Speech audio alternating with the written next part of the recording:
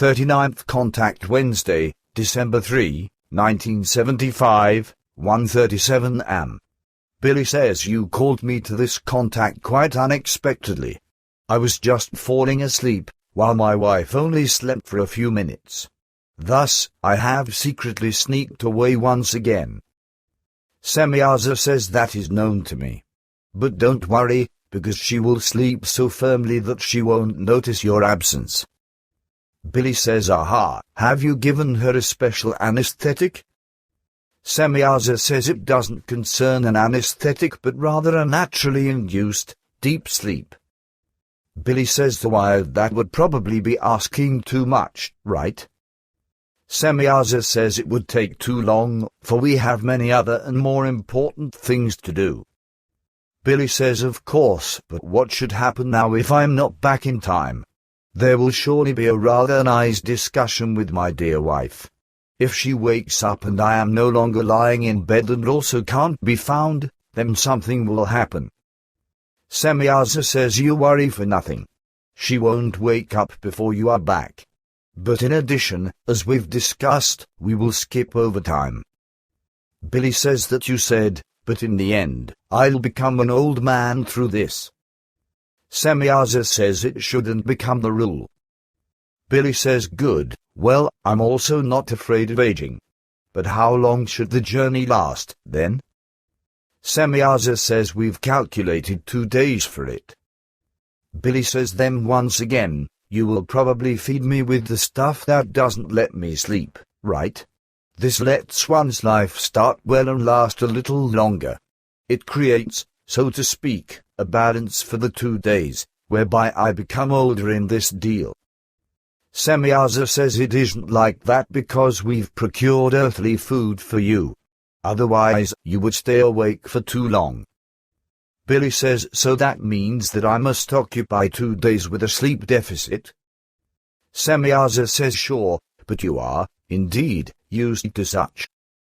Billy says you say that very easily. In the end, I'm not getting any younger. Then I will certainly wander around sleepy again like a tramp. Well, what should happen now? Semyaza says first, I would like to make you familiar with this new device. Billy says this is another scanning device for taking photographs, yes? Semyaza says certainly, I have allowed it to be made according to ask its information. It will be a better help to you than the first device. Billy says let's hope so, but, by the way, ask if she still owes me the transmissions. You know, the ones that I have misplaced or lost. When can she give me these? Semyaza says that will happen at the beginning of next year. Billy says aha, then there will again be the much work. The last time, it was, indeed, a bit dull. Also, Agharta hasn't announced itself. Semyaza says you do, indeed, know that I am currently very busy elsewhere. But on the other hand, your strength was so used up by us, Agharta and Patel, that we must award you a recovery. Billy says now, however, you make me laugh. I can already endure a lot. Semyaza says I don't doubt that, but you shouldn't have to exhaust your last reserves.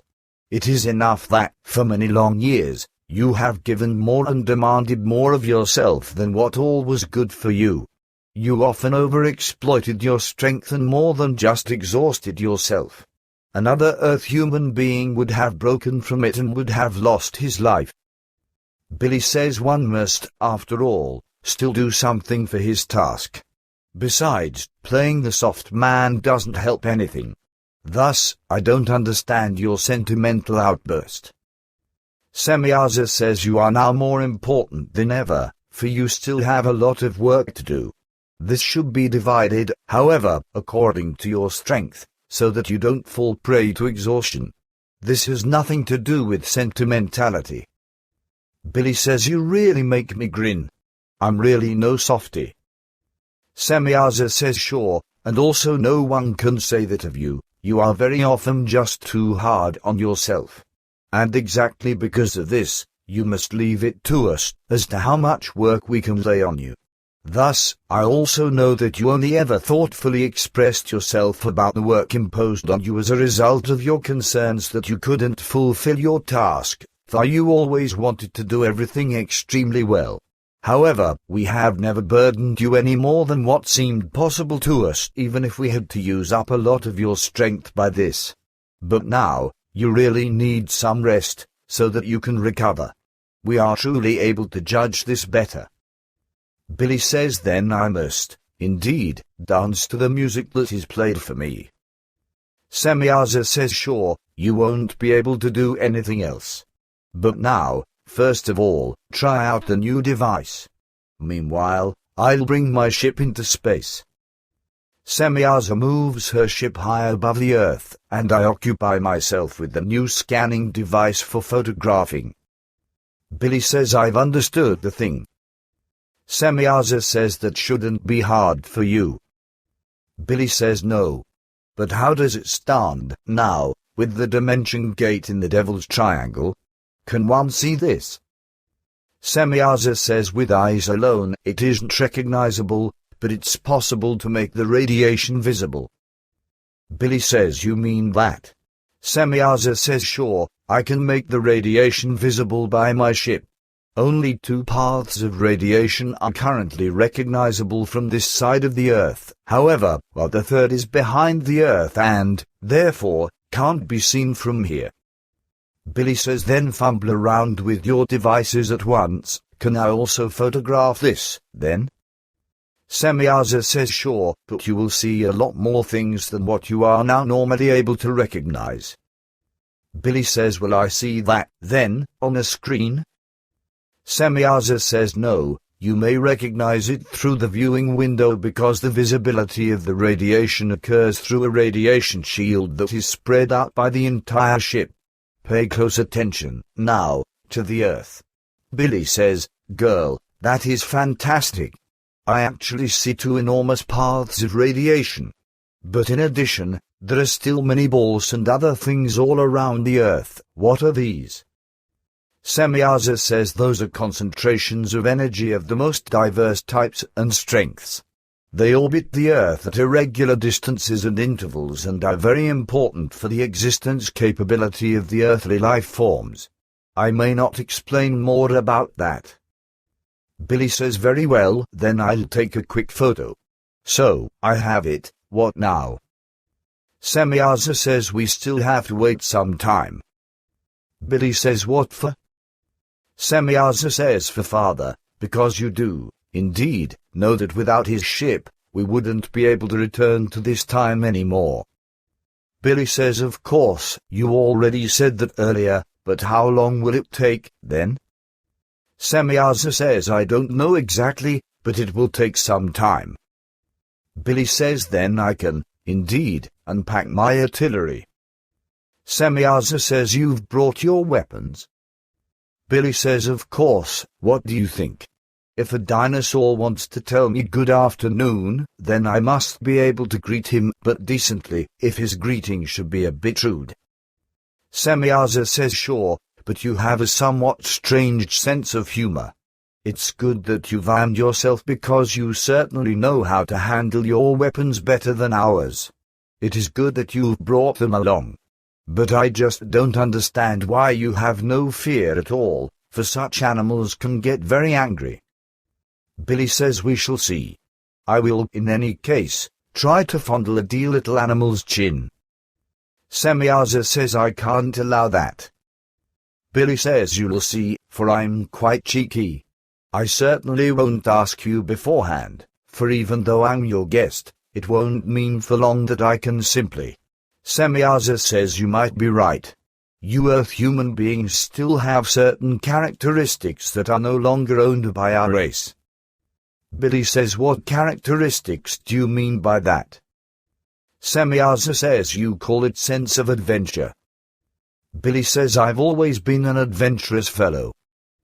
Semyaza says you really have a special nature.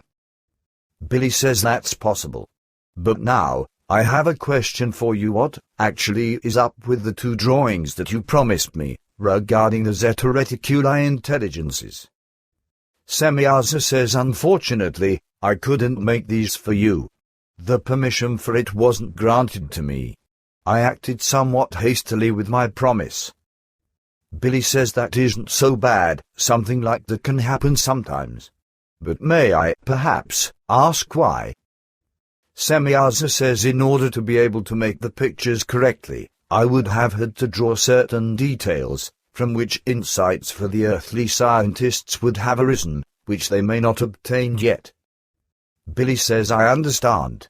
But since we're already talking about drawing, I would be interested to know what the dear God actually looks like or looked like. Semyaza says of which one are you thinking? Billy says of the great Ishwish, who still wanders like a ghost today through the Christian religion. Semyaza says there are two of those. Billy says two. Semyaza says sure. Billy says I don't understand that. Semyaza says why do you speak an untruth? Billy says who? Semyaza says you know the circumstances very well. Billy says well then, since you know about that. I mean the old dear God Ishwish the Barbarian, as I've christened him, or the Lord Jehovah, as he was commonly called. Semyaza says thus, the one of the old time or Moses' time. Billy says exactly, I mean the superhero, that ambivalent subject who, on the one hand, proclaimed himself as the creation and boastfully spoke of universal love, mercy, and justice, but who, on the other hand, heedlessly demanded innocent human blood and allowed millions of Earth human beings to be brutally slaughtered at his command. Semyaza says that is a very accurate statement. His image is known to me very well. You call him the biblical God, but with us, he is called the unjust and cruel one. He came to his end approximately 2,150 years ago. He was a very malicious and power-hungry life form, who led his regime together with another Angud Ishwish and drove countless Earth human beings to death and destruction. Billy says and to whom today's Christianity still pays hellish tribute. Semyaza says sure, unfortunately, that is so, for his malignant influence was enormous. Billy says that is well known to me. But how would it be, now, if you would draw this super heinous one for me? Do you still have my paper and pencils? Semyaza says sure, but you speak very disparagingly of Jehovah. Billy says should I still pay homage to him, then? After all, he is the most to blame for the fact that we on the earth live in the insanity of his cultic religion and that millions of innocent Earth human beings were murdered on his account. Should I heap praise, then, on this heinous one just for this? Semyaza says you shouldn't do that, for he was evil and unjust. Only a distant descendant was just. I only wanted to hear how you stand with him. Billy says all right, but you do, indeed, know my opinion. Your question was, therefore, pointless. Yemanuel only spoke of a god in his present time and of earlier gods, but never of Ishwish the Barbarian. Semyaza says the unjust or cruel one. Billy says all right, then I'll just call the guy after your designations. But can you now draw the fellow for me? Is there still enough time for this? Semyaza says sure. Billy says good, then I'll take a somewhat closer look at your ship, if you don't have anything against it. If the thing zooms off, then you'll just have to interrupt the drawing and bring the mill back on course. Semyaza says you've planned a few things, yes? Billy says exactly, I've always wanted to see if I can circle such a thing around myself. I've always watched you closely and now know a bit about the control and the initial startup of the drive. If you have nothing against it, then I'll play around with it a little. Semyaza says you're really good, you actually mean your words seriously. Billy says did you think, then, that I was joking? Semyaza says I truly accepted that. Billy says well, then you now know that it is no joke. Now, quietly get going with the drawing. I will only circle around the earth a few times, so you see, the mill is already zooming off, so now a little more steam and... Semyaza says Arimo. Billy says what do you mean? Semyaza says halt. I said, halt, halt. Billy